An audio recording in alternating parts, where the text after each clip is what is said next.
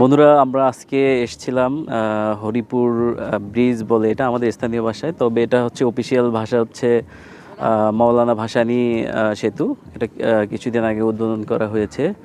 তো এই সেতুর যে নদীটা, এই নদীতে এই বাচ্চারা মাছ ধরতেছে। আমরা এখানে আসছি মাছ ধরা দেখার জন্য।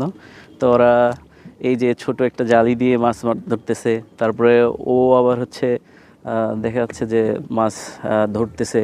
আমরা ছোটোবেলায় এভাবে মাছ ধরতাম। তো এখানে সুবিশাল একটা নদী রয়েছে, খুবই ভালো লাগতেছে, খোলামেলা একটা পরিবেশ।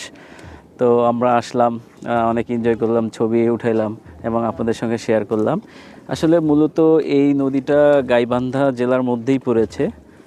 গাইবান্ধা এবং এই ব্রিজটা কিন্তু হচ্ছে গাইবান্ধা এবং কুড়িগ্রাম জেলাকে সংযুক্ত করেছে, যেটা এই নদীর কারণে এই দুই জেলার মানুষ আগে বিভক্ত ছিল। এখন এই সেতু হওয়াতে এই দুই জেলার মানুষ একসাথে একত্রিত হইতে পেরেছে। এবং এখানে যে চিলমারি বা উপজেলার মানুষজন, তারা কিন্তু এখন দ্রুত ঢাকার সঙ্গে যুক্ত হতে পারছে।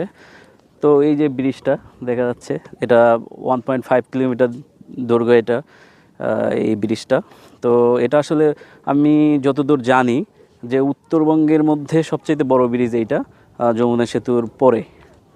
সো আমরা সেই ব্রিজ আজকে দেখার জন্য এখানে আসছি, আপনাদের সঙ্গে শেয়ার করলাম এই দৃশ্যটা। খুবই সুন্দর একটি জায়গা। এখানে বাঁধ করা হয়েছে যাতে ব্রিজ ক্ষতিগ্রস্ত না হয়, ব্লক বসিয়ে এবং নতুন নতুন চারা গাছ রোপণ করা হয়েছে। তো খুবই চমৎকার একটি জায়গা। তো আপনাদের সঙ্গে শেয়ার করলাম।